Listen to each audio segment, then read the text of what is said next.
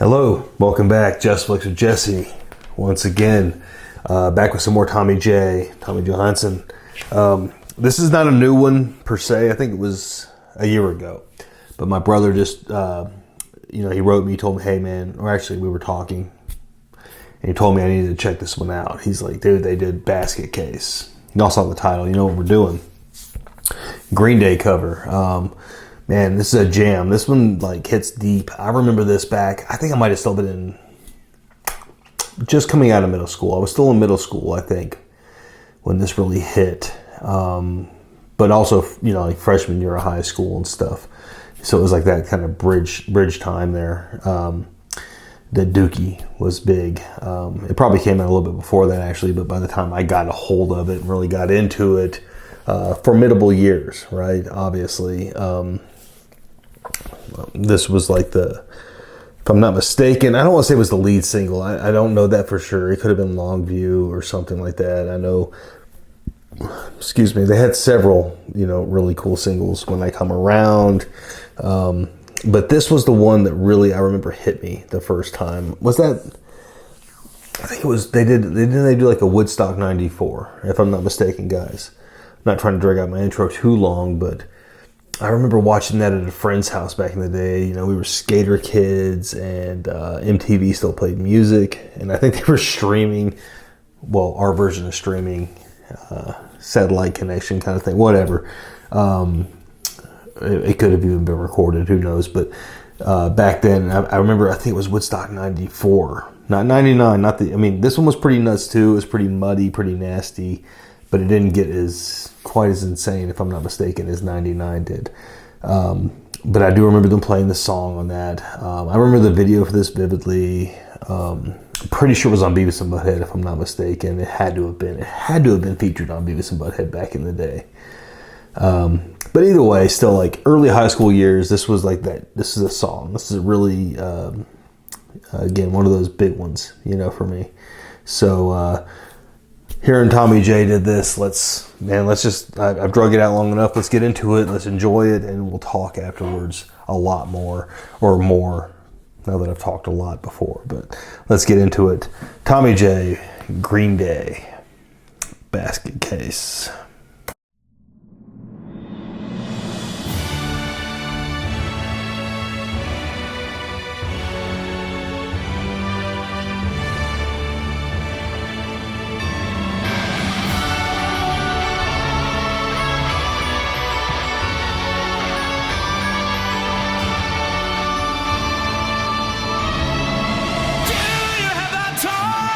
To listen to me whine about nothing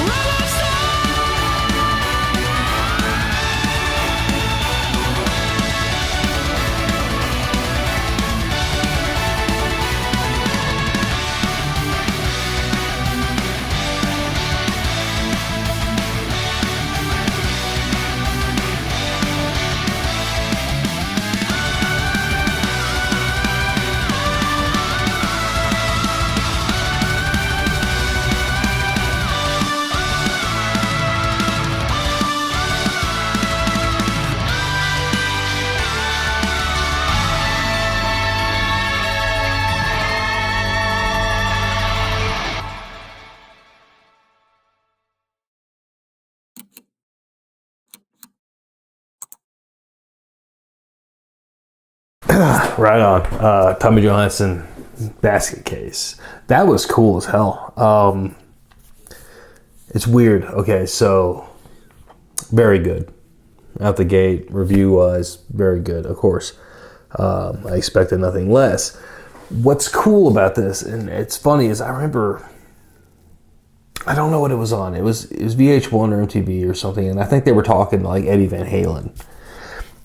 And he was really dumping on kind of newer bands. This was back at the time, right? He was kind of, going both barrels on kind of modern music and like their use of power chords and stuff back then, right? Which is a big thing in the 90s for sure.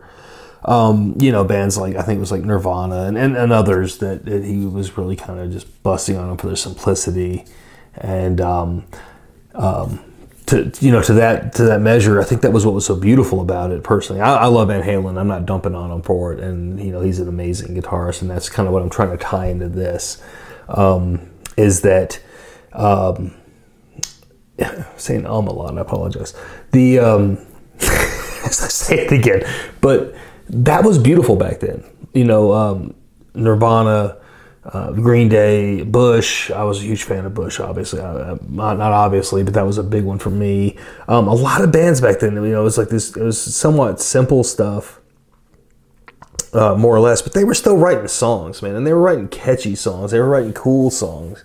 Maybe they were maybe not on a technical level. I don't know. You know what I mean? I just remember it kind of bothered me a little bit back then. Like, it was like, yeah, maybe it's not. It's not like the old school Van Halen. It's not like some of the badass guitar players back then.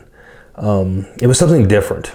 And it's cool kind of seeing it melded, though, because, as Tommy J calls it, a symphonic power metal cover of the song, which I didn't mention earlier. I apologize. But that's what, and it's like, that's kind of taking it, because he's doing like a lot of the tapping and shredding and stuff in this, and it works really well with it. So it's like they're two different songs entirely. I knew the song, but it's very much presented in a different way, and I think that's fantastic. That's what I love when you do a cover that way. That's really cool. You're making something different out of it, but it's still familiar, and it still catches you in some of the same ways, and kind of tricks you in some different ways. It's very very entertaining, adding different layers to it. Again, I've said it before, like standing on the shoulders of the original artist, right? You're taking what they did and just kind of doing something more with it and going a little further, and that's cool. That's really cool. I dig that.